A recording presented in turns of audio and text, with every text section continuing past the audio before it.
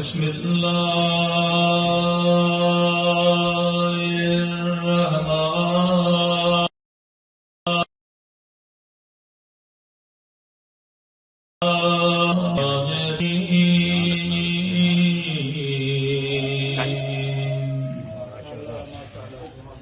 الحمد لله رب العالمين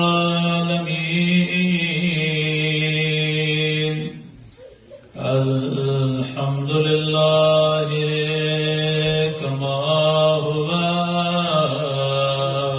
أهله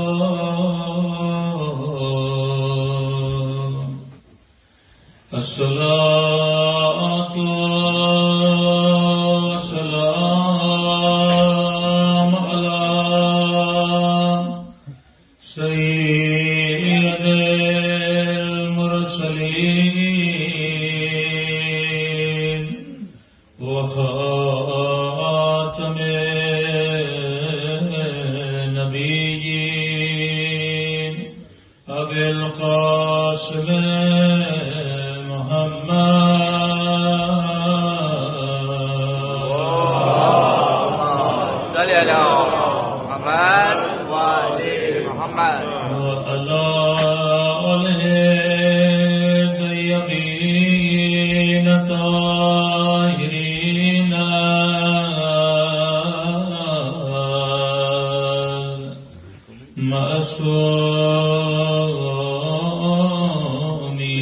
معصومین. آج دعاؤں کی قبولیت کی رات ہے اور برکت کی دعا ہے.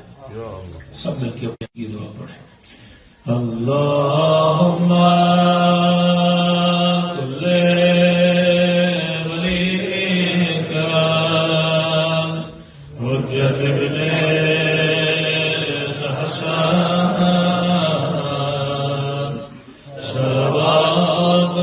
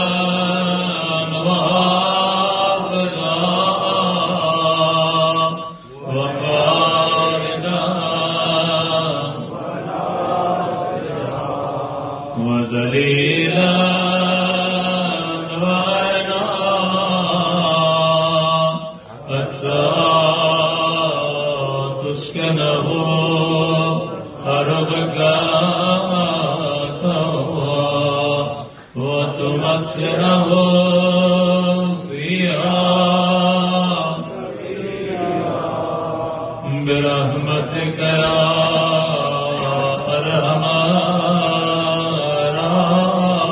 الراحمین. صلوات پڑھیں.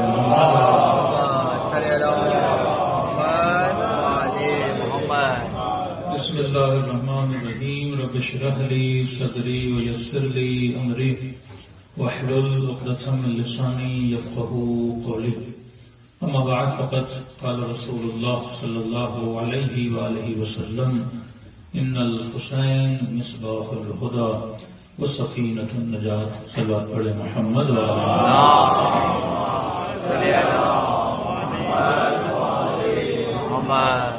دعا ہے پروردگار عالم اس خوشی کے موقع میں ہم سب کی دعاؤں کو اپنی بارگاہ میں قبول فرمائے اور جس مقصد زندگی کو لے کر یہ محفل جشن منائی گئی ہے خدا ان مقاصد میں بھی ہم سب کو کامیابیاں نصیب فرما دے.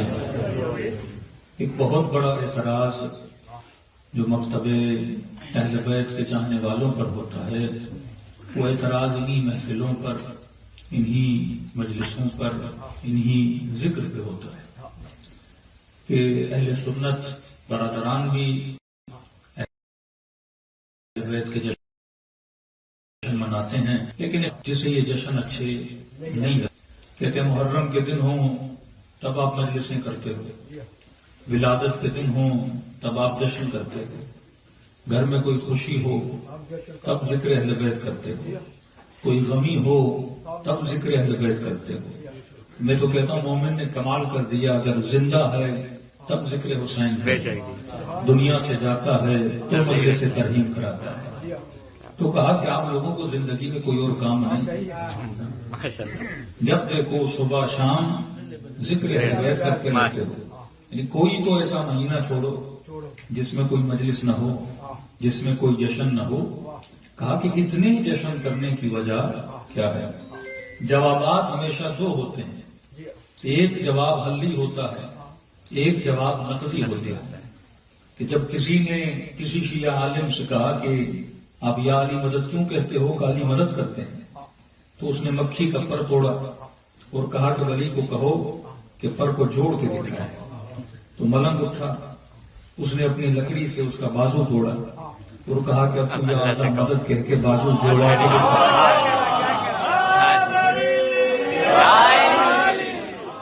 ایک جواب نقضی ہوتا ہے، ایک جواب حلی ہوتا ہے۔ اب یہ جواب تھا نقضی جواب۔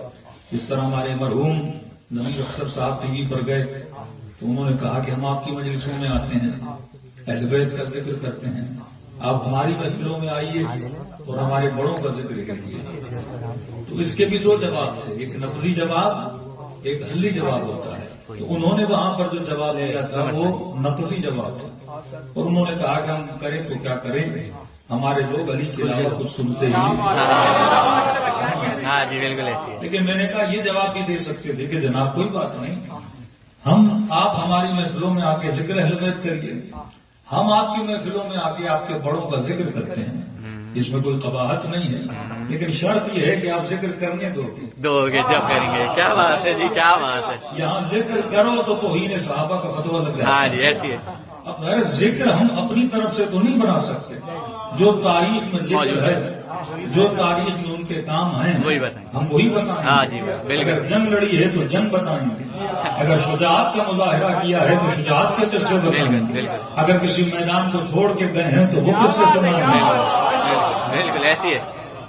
دو جواب، ایک جواب حلی، ایک جواب نقضی ہوتا ہے۔ تو کہا کہ آپ اتنا ذکر اہل بیت کیوں کرتے ہو؟ تو ایک جواب نقضی شاعر نے دیا، ایک جواب حلی میں قرآن کی آیت سے دوں گا۔ شاعر نے کہا کہ کیا بتاؤں تجھے کہ ہے کدھر زندگی، واہ واہ واہ واہ، کیا بتاؤں تجھے کہ ہے کدھر زندگی، ہے علی جس طرف ہے ادھر زندگی، کیا بتاؤں تجھے کہ ہے کدھر زندگی، ہے علی جس طرف ہے ادھر زندگی، دیکھو ہرگز نہ چھوڑنا درے مرتضیٰ علی، ورنہ ہو جائے گی در بدر زندگی۔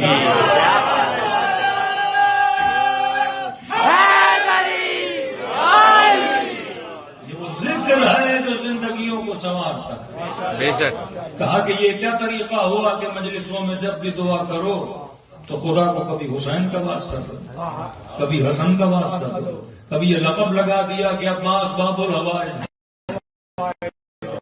علی اصغر الحوائج، قرآن ہے کہ نحن اقرب الیہ من حبل الورید، میں تمہاری شہرت رب سے زیادہ قریب ہوں۔ تو جو اتنا قریب ہو اس سے مانگنے کے بجائے تم کربلا مانگنے جاتے ہو، تم کبھی نجف مانگنے جاتے ہو۔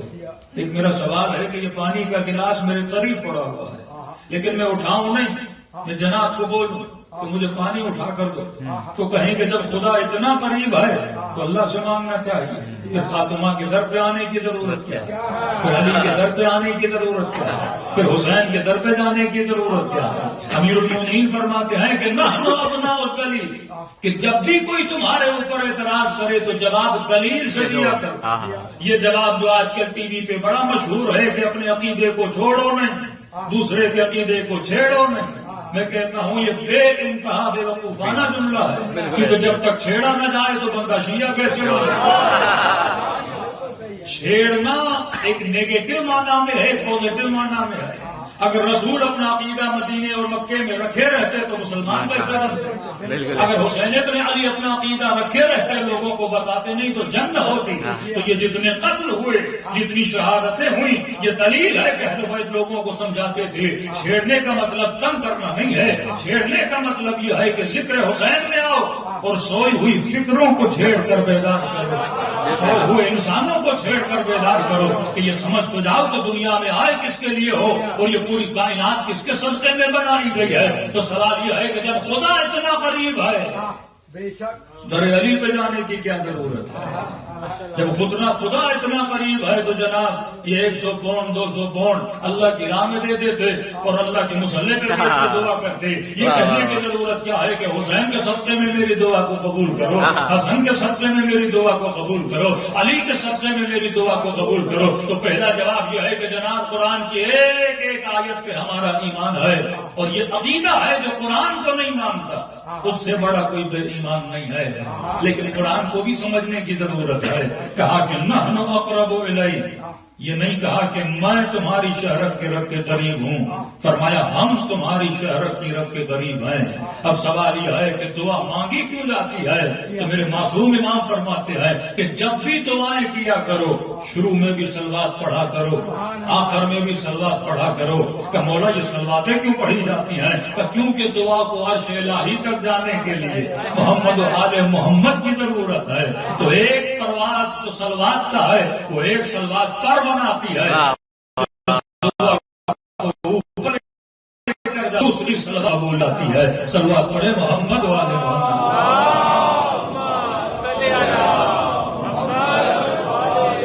اگر زحمت نہ ہو تھوڑا آگے آئیے تاکہ مجلس میں بار بار ڈسٹربنس نہ ہو. ایک صلوات پڑھ کے آگے آ جائیں.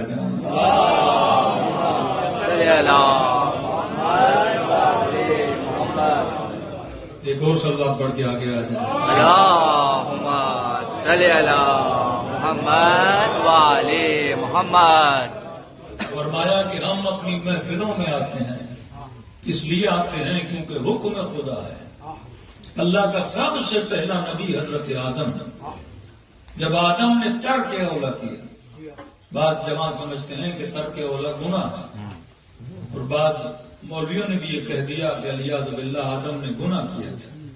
ترک اولا کا مطلب وہ کام جو کرنا نہیں چاہیے تھا انسان اس کام کو کر دے. اب وہ کام میں کروں تو گناہ نہیں ہے, لیکن اگر کوئی نبی کرے جس کو پیدائش سے خدا نے علم دیا ہے, جسے سب کچھ بتایا گیا ہے, اگر وہ کرے تو اللہ کے دربار میں ناگزیر گزرتا ہے. آدم نے ترک اولا کیا اور ترک اولا کرنے کے بعد اللہ نے سزا کے طور پہ جنت سے نکال کر زمین پہ بھیجا. اور میں کہتا ہوں وہ سزا نہ ہوتی تو آج ہم اس زمین پہ نہ ہوتے. اس سزا میں بھی بڑی کوئی جزا ہے کہ ہم یہاں پر آئے اور اس زمین پر ذکر اہل بیت کر رہے ہیں. یہ زمین آباد نہ ہوتی اگر آدم نہ آتے, لیکن آدم تھے. رب کی ناراضگی آدم سے کیسے برداشت ہو؟ روایات کے جملے ہیں کہ آدم چلتے پھرتے زمین پر روتے رہتے تھے, دن رات روتے تھے کہ پروردگارا میں نے وہ کیا جو کرنا نہیں چاہیے تھا. جناب جبرائیل نازل ہوئے, اے آدم اگر تو چاہتا ہے خدا تیری توبہ کو قبول کرے تو خدا کو کچھ کلمات کا صدقہ دے. ابھی عام انسان کی بات نہیں ہو رہی, نبی آدم کی بات ہو رہی ہے. فَتَلَقَّىٰ آدَمُ رَبِّهِ بِكَلِمَاتٍ فَتَابَ عَلَيْهِ إِنَّهُ هُوَ التَّوَّابُ الرَّحِيمُ. کہ آدم مجھے ان کلمات کا صدقہ دے کر مان, پھر میں تمہاری توبہ کو قبول کروں گا. اب کتاب بھی اہل سنت کی ہے, نام تفسیر کبیر ہے. لکھتے ہیں کہ آدم نے جیسے ان کلمات کا صدقہ دیا تو آدم کی توبہ قبول ہو گئی. اب سوال یہ ہے کہ وہ کلمات کون سے تھے کہ جن کے صدقے میں آدم کی توبہ قبول ہوئی, اور آج میں بھی ان کلمات کا صدقہ دوں تاکہ خدا میری توبہ کو بھی قبول کر دے. تو تفسیر کبیر کا لکھنے والا لکھتا ہے رسول سے پوچھا گیا یا رسول اللہ وہ کون سے کلمات تھے جن کے صدقے میں آدم کی توبہ قبول ہوئی؟ نبی نے فرمایا کہ ہم فاطمہ و ابوہا و بعلھا و بنوہا. وہ فاطمہ تھی, وہ فاطمہ کے بابا تھے, وہ فاطمہ کے شوہر تھے, وہ فاطمہ کے بچے تھے. میں تعجب میں آ گیا یا رسول اللہ اگر بتانا تھا تو ایسے بتاتے. وہ میں تھا, وہ میری بچی تھی, وہ میرا داماد تھا, وہ میرے نواسے تھے. یہ کیا ہوا کہ آپ نے کہا کہ وہ فاطمہ تھی, وہ فاطمہ کے شوہر تھے, وہ فاطمہ کے بچے تھے؟ شاید رسول جواب دے دیتے اگر یہ کہتا کہ وہ میری بیٹی تھی, یہ بیٹیاں بھی زیادہ بنا دیتے, یہ داماد بھی زیادہ بنا دیتے, یہ نواسے بھی زیادہ بنا دیتے. بس میں نے قید لگا دی ہوگی تاکہ شوہر سے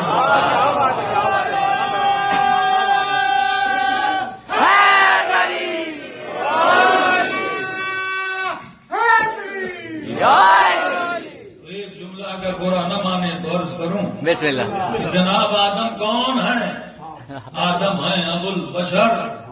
شیعہ بھی کہے میرا باپ، سنی بھی کہے میرا باپ، دیوبند بھی کہے میرا باپ، وہابی بھی کہے میرا باپ، اہل حدیث بھی کہے میرا باپ، کرسچن سے کہو وہ بھی کہیں ہمارے باپ ہیں، یہودیوں سے کہو وہ بھی کہیں ہمارے باپ ہیں. یعنی دنیا میں کوئی ایسا بندہ نہیں ملتا جو یہ کہے کہ آدم میرا باپ نہیں ہے. تمام اہل سنت کہیں کہ آدم ہمارے باپ ہیں، شیعہ بھی کہیں ہمارے باپ ہیں. تو ایک جملہ عرض کرنا چاہتا ہوں، ارے جب تمہارے باپ کی دعا بغیر پنجتن قبول نہیں ہوئی تو تیری دعا کیسے قبول ہوئی؟ واہ واہ واہ واہ واہ واہ واہ واہ. اپنی دعاؤں میں خدا کو اہل بیت کا صدقہ دینا، یہ سنت انبیاء ہے. اللہ نے بتا دیا کہ نوح کی کشتی اگر بھنور سے نکلی تو پنجتن کے صدقے میں نکلی. یوسف کو اگر کنویں سے نکالا گیا تو پنجتن کے صدقے میں نکالا گیا. موسیٰ اگر دریا سے کنارے تک پہنچے تو پنجتن کے صدقے میں پہنچے. یہ جتنے کمالات خدا دے رہا تھا یہ محمد اور آل محمد کے صدقے میں دے رہا تھا. تو لہذا اگر ہم اپنی محفلوں میں ذکر محمد اور آل محمد کرتے ہیں، اپنی مرضی سے نہیں کرتے. یہ محمد کی سنت بھی ہے، ابراہیم کی سنت بھی ہے اور آدم کی سنت بھی ہے. اللہ سنتا تو سب کی ہے لیکن دعا اس کی قبول کرتا ہے جو اس کو اس کے محبوب کا صدقہ دیتا ہے. صلوات پڑھے محمد والے محمد.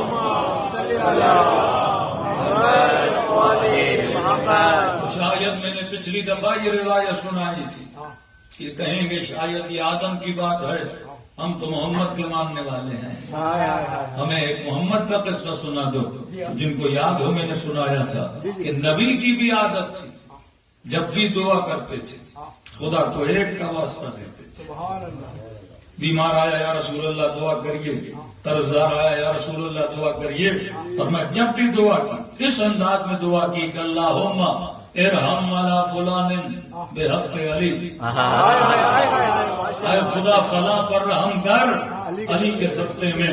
اب ناظم صاحب نے پڑھا نا کہ ہم دل جلاتے ہیں لوگوں کے. یہ جلنا دو طریقے کا ہوتا ہے، ایک آگ میں جلنا، ایک کسی کی نفرت میں جلنا. آگ کا جلنا شاید آسان ہو کیونکہ تکلیف شدید ہوتی ہے لیکن خاتمہ جلدی ہو جاتا ہے. لیکن جو دل کا جلنا ہوتا ہے جب تک بندہ زندہ ہے جب تک بندہ جلتا رہتا ہے. کیونکہ یہ محبت اور بغض کا فلسفہ بڑا عجیب ہے. محبت چہروں پہ نظر نہیں آتی، محبت دل کے اندر ہوتی ہے. یہاں رات کہے کہ مولانا آپ سے بڑا پیار ہے، مجھے کیا پتا کہ دل میں کیا ہے. رات کہیں کہ علماء سے بڑی عقیدت ہے، ہمیں کیا پتا کہ دل میں کیا ہے. اسی لیے خدا نے پورے قرآن میں پورا سورہ اتارا، نام بھی منافقون کر دیا کہ حبیب یہ کہتے کچھ ہے دلوں میں ہے کچھ. اب اس دل کی چیز کو باہر نکالنے کے لیے اگر کسی چیز کو معیار بنایا تو علی کی محبت کو معیار اور میں علی کے ذکر کو کرنا. چہرہ اگر کھل جائے تو مومن کی نشانی ہے، چہرہ اگر مرجھا جائے تو منافق کی نشانی ہے. کیونکہ محبت دل میں ہوتی ہے. میں مثال دیتا ہوں، ایک مومن کا موڈ بڑا اچھا تھا، مجلس میں بیٹھا ہوا ہے اور مثلا کسی مومن سے انبن ہو گئی، کوئی پیسہ کھا گیا، کسی نے تکلیف دے دی. اب اس کی دل میں کیا آ گئی؟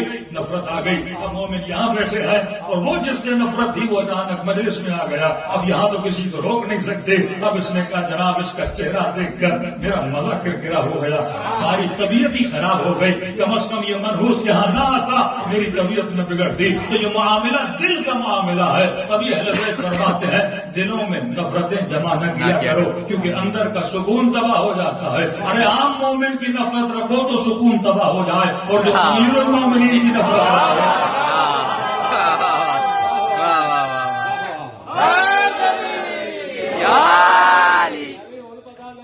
کدے کدے دل چلی دی محبت ہے.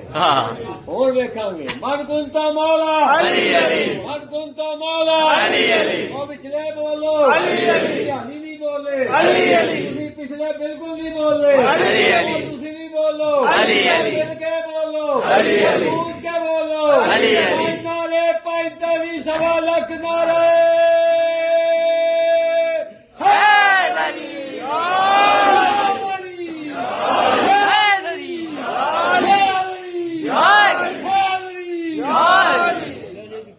اللہ جی ماشاء اللہ ماشاء اللہ جی جی بات درست ہے کہ مومن اور منافق کی پہچان کرنی ہو تو ذکر علی کا، لیکن کبھی کبھی ہم حد سے بہت زیادہ گزر جاتے ہیں. یہ ہے دوسروں کو سنانے کے لیے، لیکن کبھی ہم اپنوں کو ہی سنا رہے ہوتے ہیں. کہ کراچی میں ایک محفل میں پنجاب سے ذاکر آئے، اور جب اس محفل سے ایک مومن نکلا تو اس کے ہاتھ ایسے تھے. ہم نے کہا جناب ہوا کیا؟ کہ پوری مجلس میں کہا جو حلالی ہاتھ اوپر ہو میں باہر بھی ہاتھ.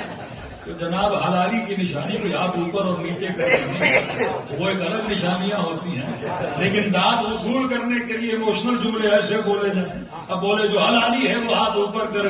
اب بھائی جناب مثلا کوئی اوپر نہ بھی کرنا چاہے، کسی کے بازو میں کوئی فریکچر بھی ہو اور آپ بولو نہیں حرامی ہے. یہ تمہاری حدیث ہے، مصطفیٰ کی حدیث نہیں ہے. مصطفیٰ کی ایک ہی حدیث ہے کہ محبت علی نشانی ہے حلالی اور حرامی کی. بے شک فرمایا علی کی محبت رکھنے والا مومن ہے، بغض رکھنے والا منافق ہے. اور نیچرل چیز بتائی کہ محبت چہروں پہ نظر آتی ہے، بغض چہروں پہ نظر آتا ہے. وہ غصے کا اظہار چہرے پر ہوتا ہے، محبت کا اظہار چہرے پر ہوتا ہے. میں نے کہا جناب یہ تو بتائیے خوشی کا اظہار کہاں؟ چہرے پر. غم کا اظہار کہاں؟ چہرے پر. شرم کا اظہار کہاں؟ چہرے پر. چہرہ کبھی لال، چہرہ کبھی پیلا، تو کہتے جناب شرما رہے ہیں، جناب خوش ہیں. یہ چہرہ بتاتا ہے کہ اندر کی فیلنگز کیا ہے، کیونکہ دل کو چیر کے تو کوئی دیکھ نہیں سکتا، اور چیرا بھی جائے تو گوشت کے دل کیا بتائے گا. اصل جو قلب ہے وہ باطن انسان ہے، اور قلب روح انسان ہے. روح کبھی محبتوں میں جکڑ جاتا ہے، روح کبھی بغض میں جکڑ جاتا ہے. تو اظہار کہاں پر ہوتا ہے؟ چہروں پر ہوتا ہے. میں نے کہا جناب یہ تو بتاؤ اللہ کا کوئی چہرہ ہے؟ کیا بات ہے، یہ قرآن میں کیا بات ہے. تو یہ کام کرو تو اللہ خوش ہوگا، یہ کام کرو تو خدا خوش ہوگا، اس کام سے اللہ کو خوشی ملتی ہے. تو میں نے کہا خدا کی خوشی کا پتہ کیسے لگائیں؟ اللہ کا تو چہرہ ہے نہیں، کیونکہ وہ جسم نہیں رکھتا. جب جسم نہیں رکھتا تو چہرہ نہیں، جب چہرہ نہیں تو مجھے خدا کے غصے کا پتہ کیسے چلے؟ مجھے خدا کی خوشی کا پتہ کیسے چلے؟ مجھے خدا کے مسکرانے کا پتہ کیسے چلے؟ اب حدیث میں جملے آ گئے کہ فاطمہ تو بضعۃ منی، فاطمہ میرے جگر کا ٹکڑا ہے. من ابغضها فقد ابغضنی، جس نے اسے غضب نہ کیا اس نے مجھے. پھر اگلا جملہ بڑا عجیب تھا، نبی کا غصہ تو نبی کے چہرے پہ آ جاتا. فرمایا جس نے مجھے غضبناک کیا اس نے خدا کو غضبناک کیا. یا رسول اللہ آپ غصے میں آئے تو میں سمجھ جاؤں، لیکن خدا غصے میں آئے تو مجھے کیسے پتا لگے؟ کیونکہ خدا کا تو کوئی چہرہ نہیں ہے، میں اللہ کے ایموشنز کو کیسے سمجھوں؟ فرمایا فاطمہ تو بضعۃ منی، اگر خدا کے غصے کو دیکھنا ہے، اگر خدا کی رضا کو دیکھنا ہے تو یہ دیکھو فاطمہ کس سے راضی ہے.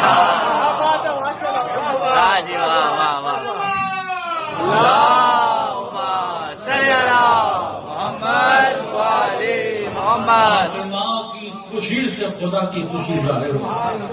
اور میں کہتا ہوں بڑے خوش نصیب ہو کہ سیدہ نے کسی اور کے لیے نہیں، حسین کے چاہنے والوں کے لیے. کیا بات ہے، کہ میں زہرا ان سے راضی ہوں، میرا اللہ بھی ان سے راضی ہے.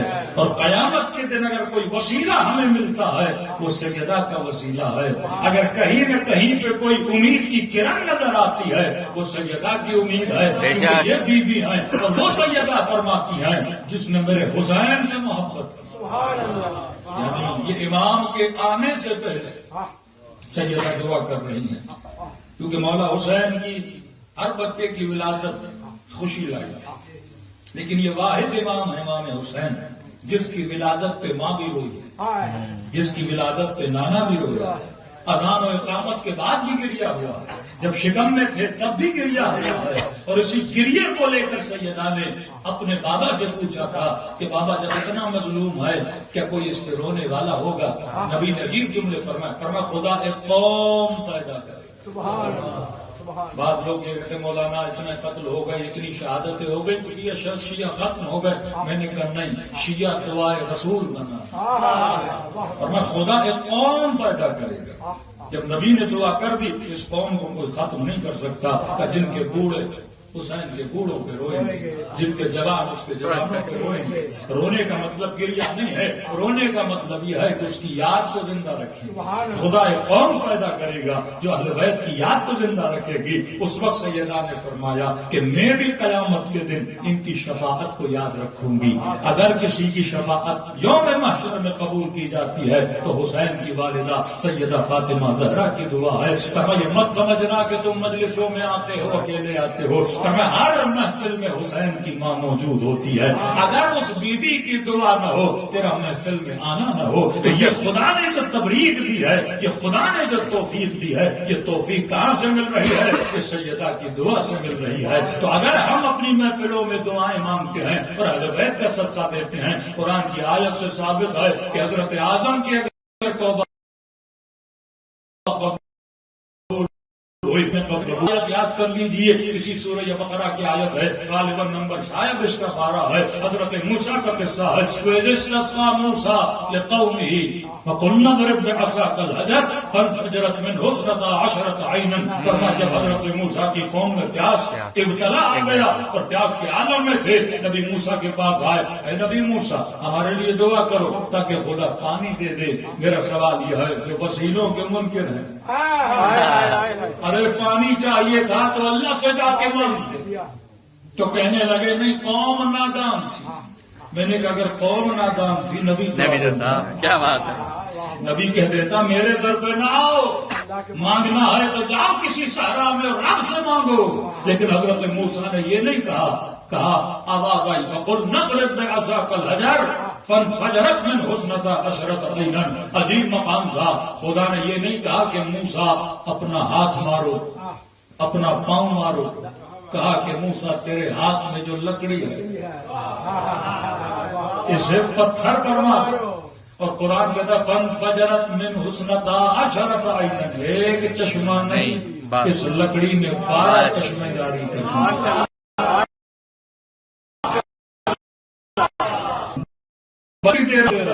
سوال مفتی سے یہی کھڑا ہے کہ جناب اگر دینا تھا تو یہ ڈائریکٹ دیتا، چلو ڈائریکٹ نہیں دیا، دینا تھا تو اپنے نبی کے صدقے میں دیتے۔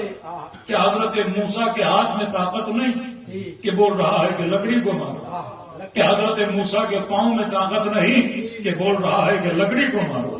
ارے اسماعیل نے ایڑیاں رگڑی تو پانی آ گیا۔ جب موسیٰ کے ہاتھ میں اسماعیل کی ایڑیوں جتنی طاقت نہیں ہے، اور لکڑی میں ایسا کیا تھا کہ اللہ نے کہا کہ لکڑی کو مارو؟ یہ کہ لکڑی کا کمال ہے کہ لکڑی میں موسیٰ کے ہاتھ سے زیادہ طاقت ہے، کہ لکڑی میں نبی کے بدن سے زیادہ طاقت ہے، کہ اللہ معجزہ ہاتھ سے جاری نہیں کر رہا، اللہ معجزہ لکڑی سے جاری کر رہا ہے۔ وہی اعتراض جو شیعوں پہ ہوتا ہے، ارے لکڑی تو عام لکڑی ہے، تم نے علم بنا دیا اور چومنے لگے، تم نے قانون بنا دیا اور چومنے لگے۔ ارے اپنے طرف کی لکڑی تھی اور آج چوم رہے ہو، ایک ہی بازار سے کپڑا خریدا اور آج اس کپڑے کو چوم رہے ہو۔ ارے نہ کمال اس وقت لکڑی کا تھا، نہ کمال اس درخت کی لکڑی کا ہے، کمال یہ ہے کہ جب یہ لکڑی موسیٰ کے ہاتھ میں جب یہ لکڑی عام لکڑی ہے، لیکن جب نسبت عباس سے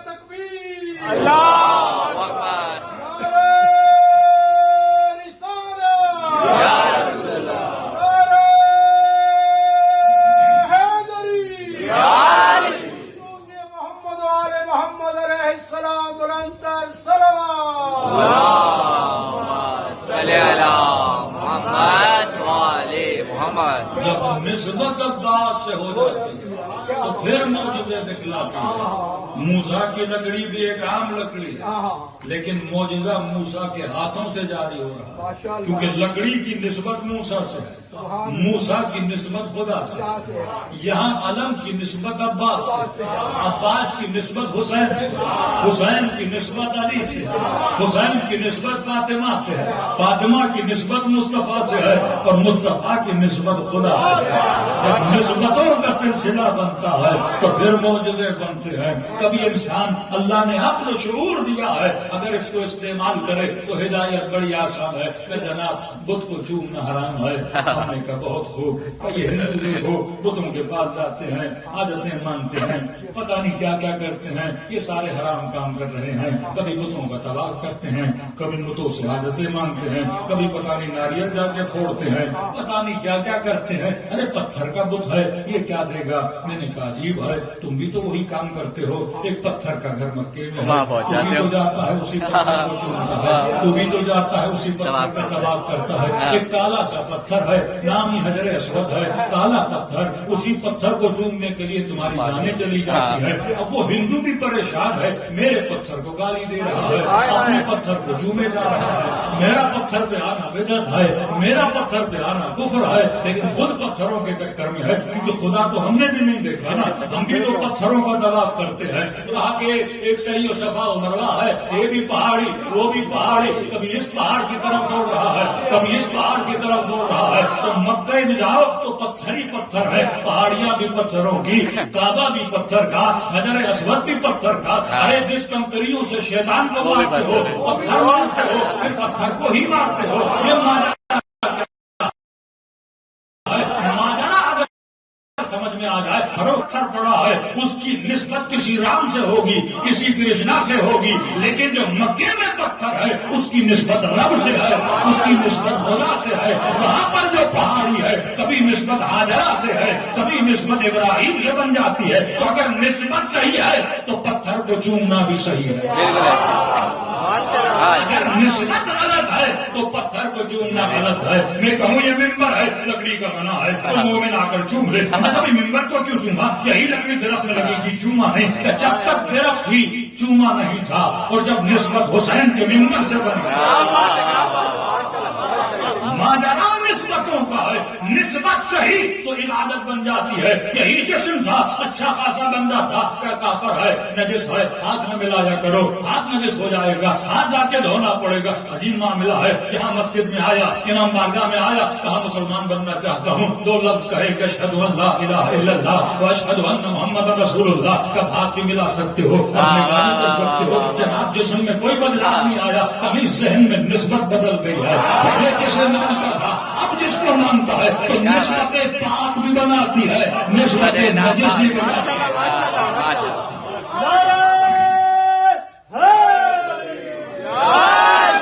سارا چکر نسبت کا ہے، ورنہ ہم بھی پتھروں کو چومتے ہیں. کربلا جائیں تو چاندیوں کو چومتے ہیں، کبھی سونے کو چومتے ہیں، کبھی کپڑوں کو چومتے ہیں. تو ان کو یہ بات سمجھ میں نہیں آتی.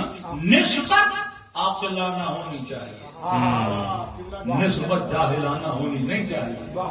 کئی ایسے ہیں جو کہتے ہیں حسین کی زری کو چومنا بدعت ہے، لیکن اپنے پیر و مرشد کی منجی کو چومتے رہتے. کیا بات ہے. صحیح آپ کو پاکستان میں ملیں گے.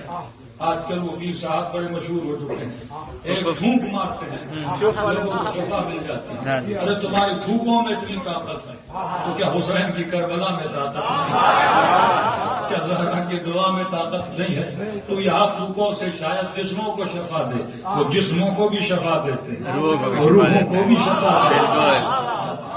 اور جس نظام میں ہم پلے بڑے، جس نظام سے ہمارا تعلق ہے، پر واقعی وہ پھونک کا نظام ہے، پاکستان کا نظام. ایک دن میں کسی کو کافر بھی بنا دیتے ہیں، بالکل بالکل. ایک ہی دن میں ہارے ہوئے کو وزیر اعظم بھی بنا دیتے ہیں. یہ نظام ہمارا بڑا عجیب ہے.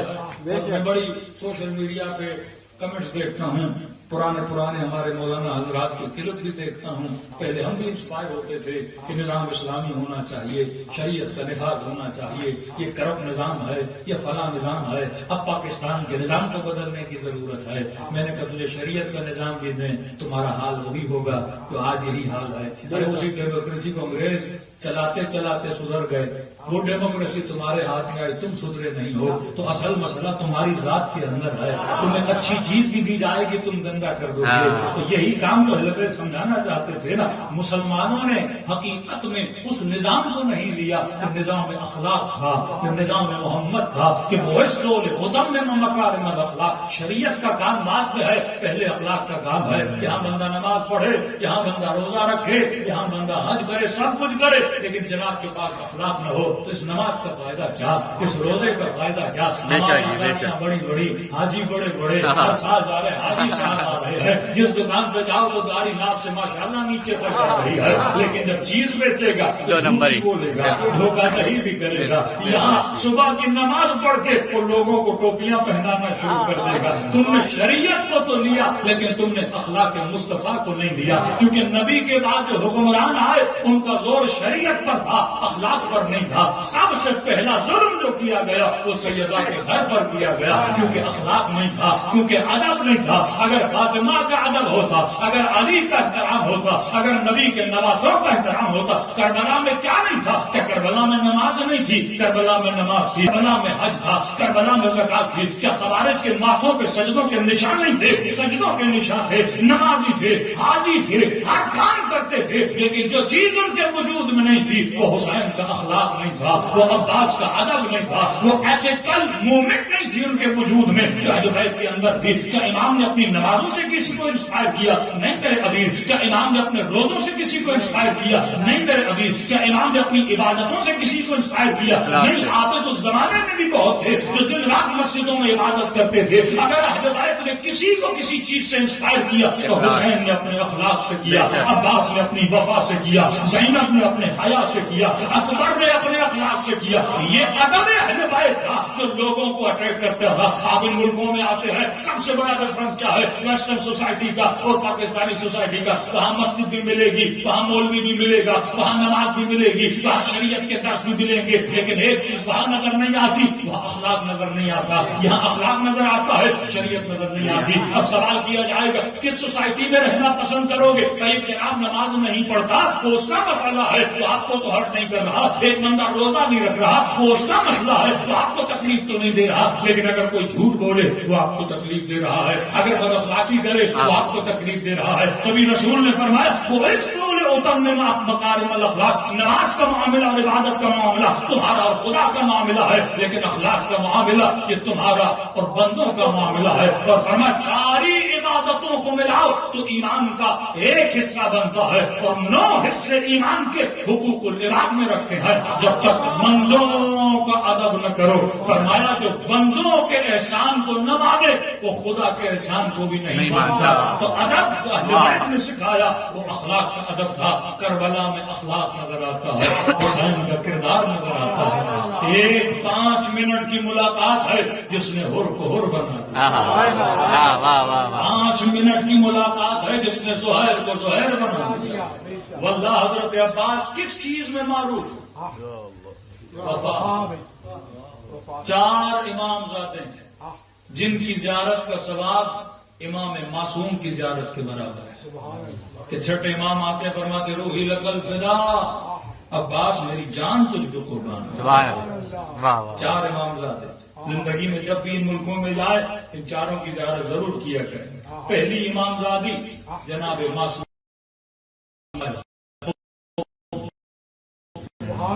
جن جناب سیدہ فاطمہ کی زیارت کے ساتھ دلیل دے رہا ہوں۔ زعیم حوزہ علمیہ قم نے بڑی نمازیں پڑھی تاکہ امام زمانہ سے ملاقات ہو، اور جب ملاقات ہوئی تو امام نے کہا کہ ملاقات کرنا کیوں چاہتے تھے؟ کہ مولا ایک ہی سوال تھا، مجلسوں میں سنا، روایات میں پڑھا کہ اہل بیت کریم ہے، ایک ہے سخی ایک ہے کریم۔ سخی جو مانگنے پہ عطا کرے، کریم جو بنا مانگے۔ کریم کا مطلب جو کسی کو کسی نعمت سے محروم، لیکن اللہ کھانے کی نعمت سے محروم نہیں کرے گا، پانی کی نعمت سے محروم نہیں کرے گا، کیونکہ وہ کریم ہے۔ سخی مانگنے پہ دے، کریم نہ مانگنے پہ عطا کرے۔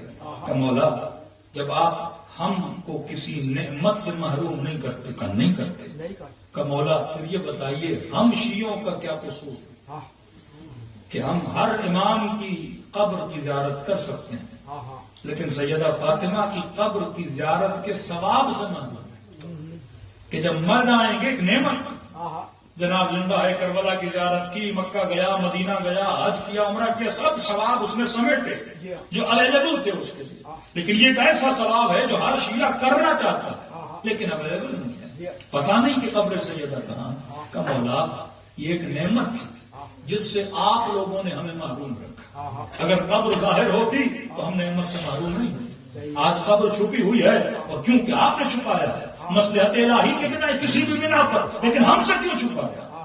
بولا ہم تو شیعہ ہیں، ہم تو عاشق ہیں، ہم تو اس ثواب کو اپنے نام اعمال میں لے کر قیامت کے دن اٹھنا چاہتے ہیں، اتنا بڑا ثواب اس سے محروم ہو گئے۔ امام نے فرمایا سن، چھپایا گیا کیونکہ مصلحت الہی تھی، چھپایا گیا کیونکہ مظلومیت بی بی کو بتانا تھا، لیکن یہ کس نے کہا کہ ہم نے تجھے ثواب سے محروم رکھا؟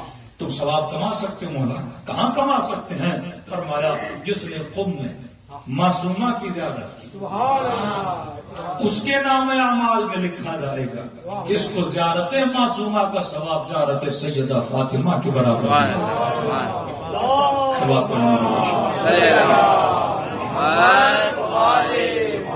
پہلی امامزادی جن کی زیارت کا ثواب معصوم کی زیارت کے برابر، دوسرے امامزادے تہران میں شہر رے میں عبدالعظیم نے فرمایا رے میں جس نے میرے اس بیٹے کی زیارت کی اسے زیارت ابی عبداللہ حسین کا ثواب ملا۔ ایک بندہ کربلا جا نہیں سکتا، فرمایا ان کی زیارت کرو ثواب زیارت امام حسین ملتا ہے۔ تیسری زیارت غالباً امامزادہ سید محمد جو سامرہ کے راستے میں جاتے ہوئے آتے ہیں، ان کی زیارت کا ثواب بھی معصوم کی زیارت کے ثواب کے برابر ہے۔ اور جو چوتھے امام لاتے ہیں جن کا مقام اتنا بلند ہے کہ مومن نے کہا مولانا جب کربلا گئے تو 2 روزے نظر، واللہ دور سے ایسے نہیں لگا کہ ایک امام کا روزہ ہے اور ایک غیر امام کا روزہ ہے، لگا ایسے رہا تھا دونوں اماموں کے روزے۔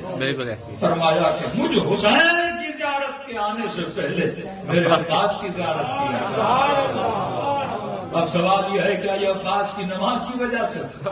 ارے 4 بھائی تھے، نمازیں تو سارے پڑھتے، روزے تو سارے رکھتے، لیکن چاروں بھائیوں میں ایک بھائی کا مقام اتنا بلند کیوں ہے؟ یہ عباس کی وفا کا مقام تھا۔ جملہ تھوڑا مصیبت کا ہے لیکن دن کیونکہ ایسے ہیں، یہ فضیلت کا جملہ بھی ہے لیکن ہمارے اکثر مصائب میں پڑھا جاتا ہے۔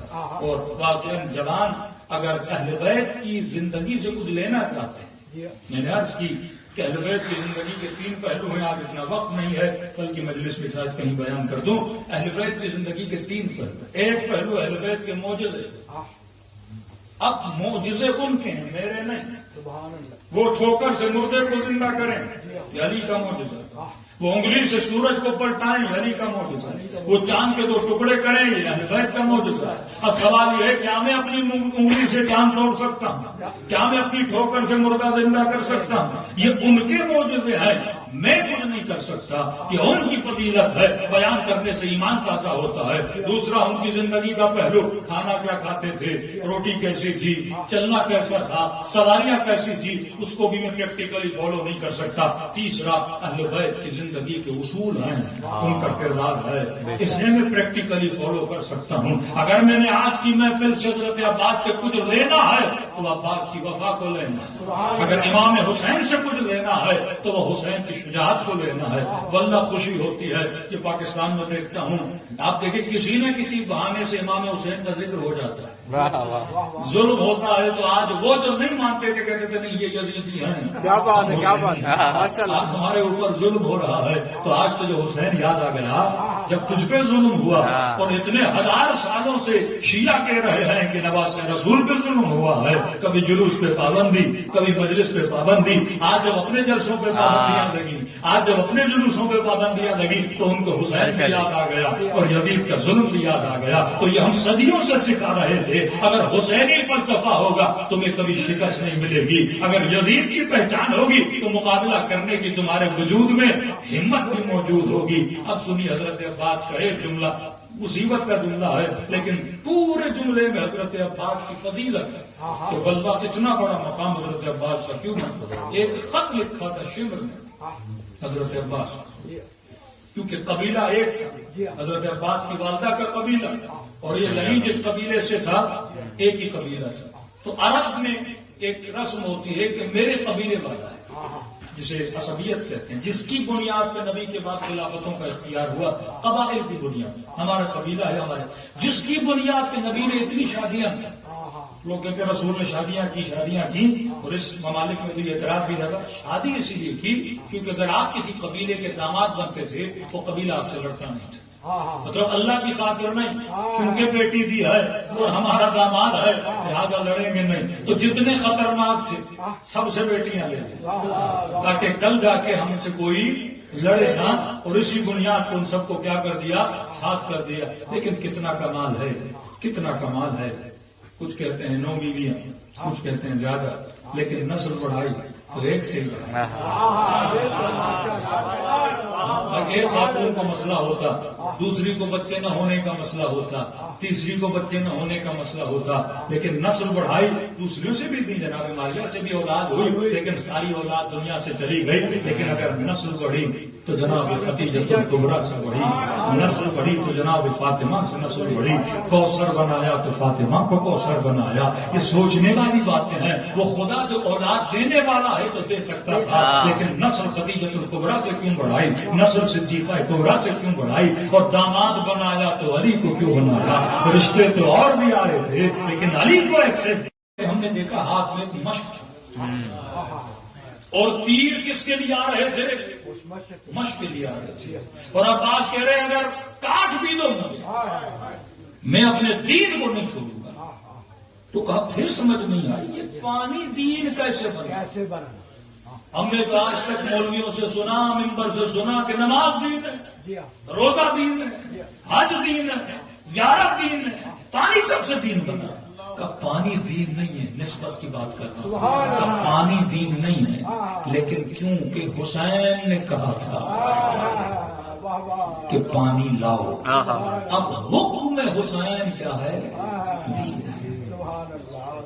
امام کا کلیجہ ٹوٹتا ہے جب کوئی ان کا شیعہ ان کے حکم کو پامال کرتا ہے، جب کوئی سیدہ زہرا کی ماننے والی سیدہ کے حکم کو پامال کرتا ہے، اور دکھ نہیں ہے، دکھ یہ ہے کہ حکم امام پامال نہ کیا جائے۔ میں لندن میں تھا، بس ایک معجزہ اور رحمت کو تمام،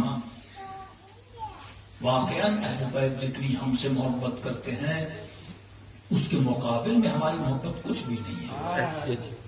ایک مومن جن سے میں مل، کچھ ایسے معجزے ہیں جو آپ تاریخ میں سنتے ہیں جو آپ نے دیکھے نہیں، کچھ ایسے معجزے جو آپ اپنی آنکھوں سے دیکھتے ہو، اور لندن کی بات کر رہا ہوں، کوئی زیادہ دور کی نہیں، اس مومن سے کوئی ملنا بھی چاہے تو جا کے مل سکتا ہے۔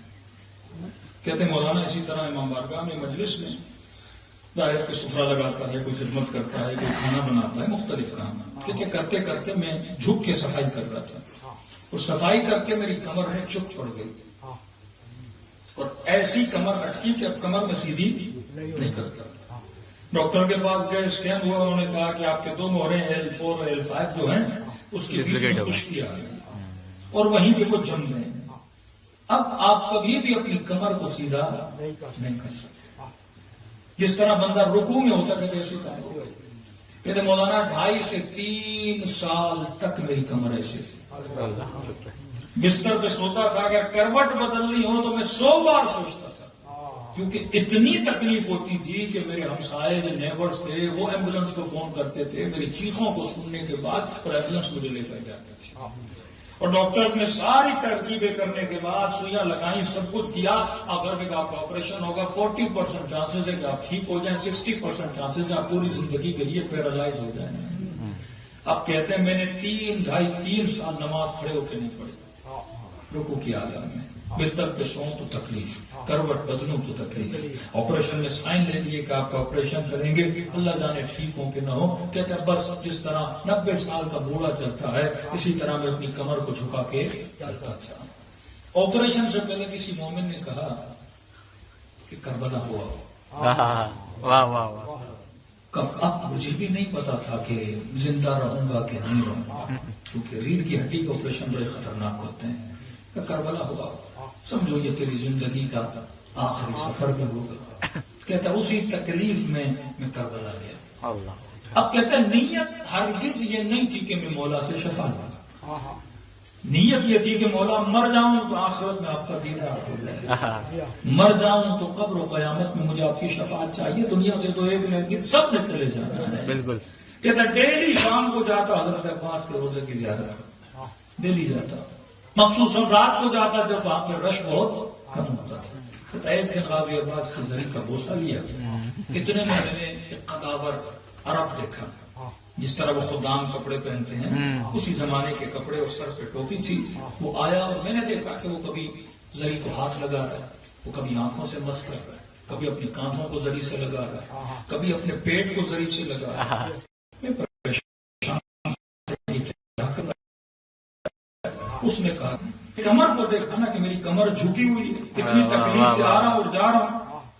تو مجھے کہا کہ ظاہر اپنی کمر کو عباس کی زری سے مس کرو.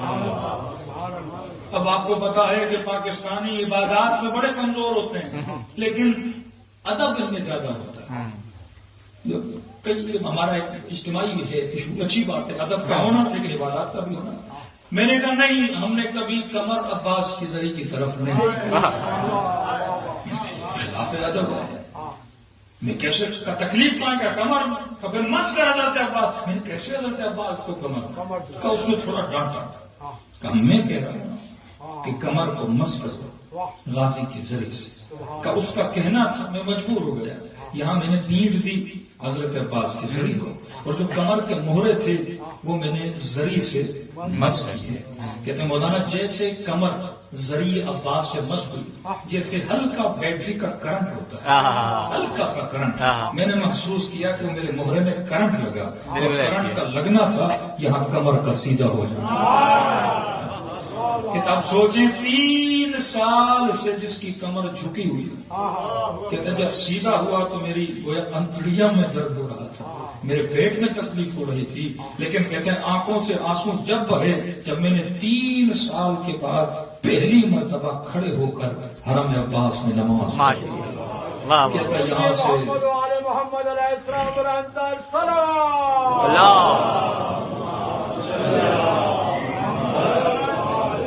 یہاں سے کہتا ہے ہوٹل گیا، کبھی جس منزل پہ میرا روم تھا کوئی 5ویں 6ٹھی منزل تھی، ساری میں سیڑھیوں سے جاتا، آ کے نیچے آتا. ہوٹل والے پریشان کی اتنا آج خوش کیوں ہے، وہ بار بار کہہ رہے ہیں آپ خوش کیوں ہیں. میں نے کہا تم دیکھ نہیں رہے میں سیڑھیوں سے جا رہا ہوں، میں سیڑھیوں سے آ رہا ہوں. ان کی توجہ اس طرف تھی نہیں کہ جس بندے کی کمر جھکی ہوئی تھی وہ کمر سیدھی کیسے ہو گئی، کہ جب وہاں سے آیا تھا تو بیمار تھا، جب زری سے مس ہو کے آیا ہوں تو خدا نے شفا دی. بالکل. تو یہ وہ در ہے جہاں سے سب کچھ ملتا ہے، لیکن بندے کا خلوص ہونا چاہیے، وہاں پہ وہ عادت ہونی چاہیے. اب مجھے نہیں پتا غازی عباس اس مومن کے اندر کیا دیکھا. کئی جاتے ہیں مولانا ہم ہوتا رہا ہمیں کچھ نہیں ملا. جناب کوئی ظرف ایسا ہونا چاہیے، وہ نگاہ چہروں پہ نہیں کرتے، وہ نگاہ دلوں پہ کرتے ہیں، وہ نگاہ تیرے خلوص پہ کرتے ہیں. ہم بھی بعض اوقات پریشان ہو جاتے ہیں. واللہ آوائے امینی صاحب کتاب الغدیر عالم ہے، مجتہد ہے. کہتے حرم امیر المومنین میں گیا، 2 ہفتے گزر گئے، دعا کر رہا ہوں، دعا قبول ہی نہیں ہوئی. اتنے میں ایک عرب کا بدو کہتے ہیں دیہاتی آدمی جس کو زیادہ پتا نہیں، بات کرنے کی تمیز نہیں، وہ آیا، بچہ پیرالائز علی کی زری کے سامنے پھینکا اور کہا یا ابا الغوث، اے فریاد سننے والے، میرے بچے کو ٹھیک کر.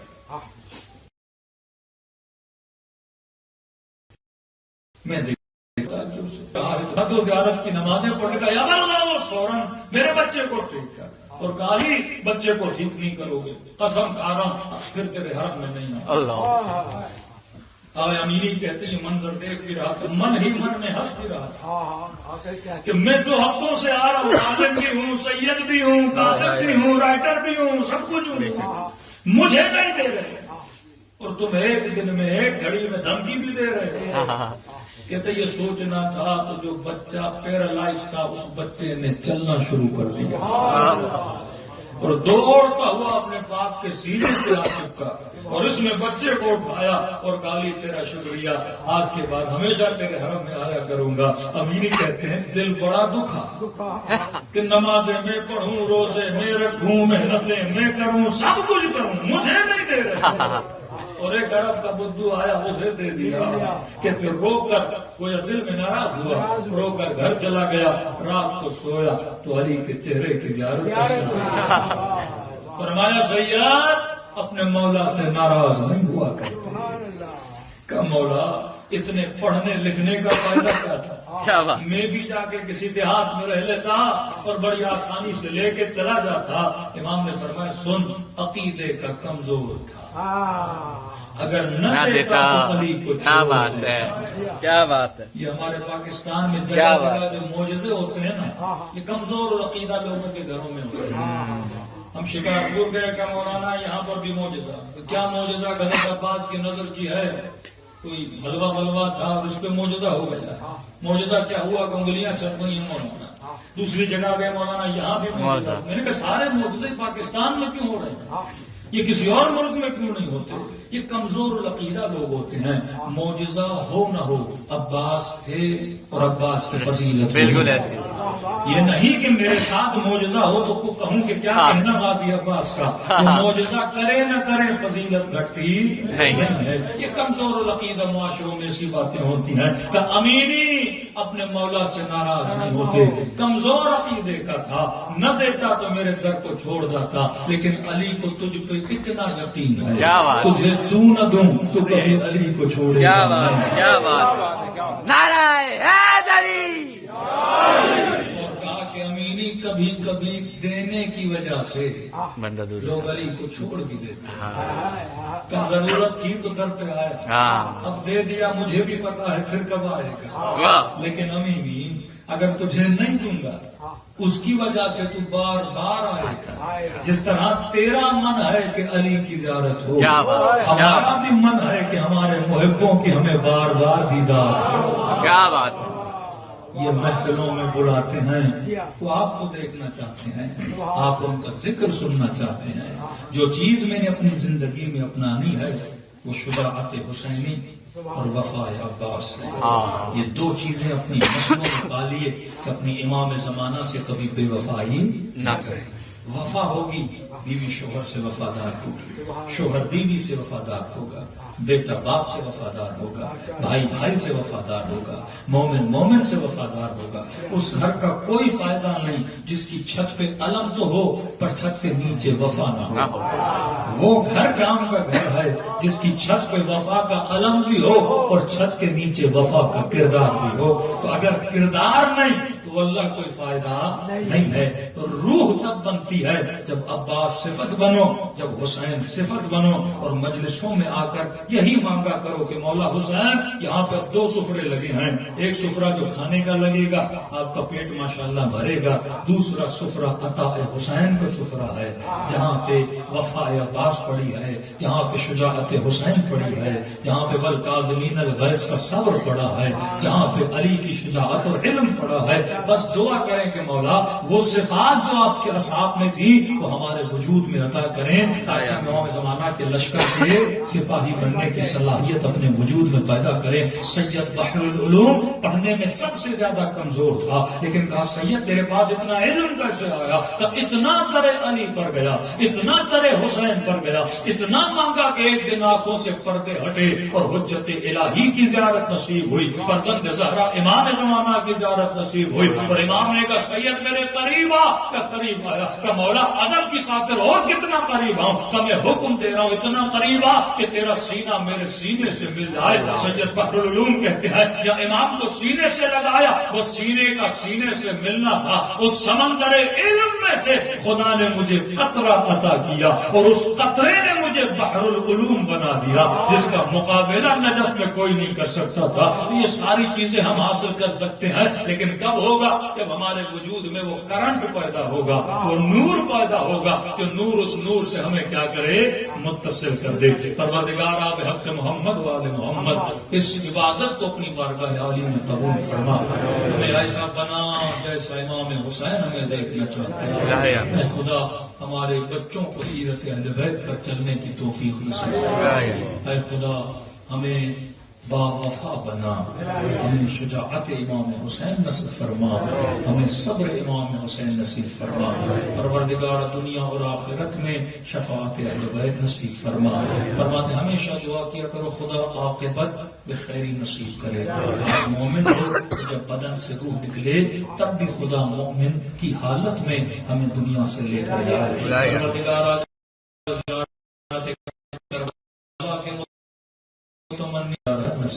کے متمنیوں نے حج عطا فرما, جو مرحومین ہیں ان کے درجات کو بلند فرما. بالاخص ان مومنین نے تعاون کیا, خدا ان کے مرحومین کو شہدائے کربلا کے ساتھ مشہور فرما. ہم سب کو قبر کی پہلی رات شفاعت امام حسین نصیب فرما. یہ دعا ہمیشہ کریں جناب سلمان کی دعا ہے. خدا ہم سب کو زبان ذاکر عطا فرما, بدن صابر عطا فرما, دل شاکر عطا فرما, عقل سالم عطا فرما. جو مانگا نہیں مانگا اپنے خزانے قدرت سے ہم سب کو نصیب فرما. ربنا تقبل منا انک انت السمیع العلیم. قبولیت کے لیے ایک مرتبہ صلوات پڑھے محمد اللہم صلی علی محمد و آل محمد.